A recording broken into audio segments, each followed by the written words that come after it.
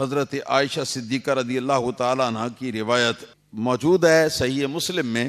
آپ نے فرمایا کہ کان رسول اللہ صلی اللہ علیہ وسلم یصلی اللیل ثلاث عشرۃ رکعۃ منھا الوتر.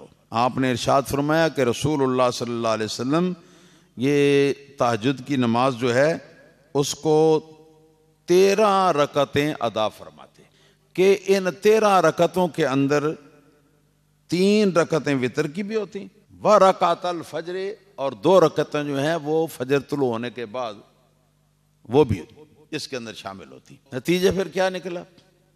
تہجد 8 ہو گئے اور 3 وتر ہو گئے. 8 اور 3 11 ہو گئے. اس کے بعد 2 رکعت فجر کی سنتیں یہ 13 ہو گئے. اس طرح ملا کے 13 بن گئے. یعنی گویا وہ بتانا چاہتی ہیں کہ رسول اللہ صلی اللہ علیہ وسلم نماز فجر سے پہلے یعنی فرض سے اور رات کو جب سو کر اٹھتے تھے اس کے بعد نبی پاک صلی اللہ علیہ وسلم یہ کل آپ یہ 13 رکعت جو ہے نا یہ پڑھتے.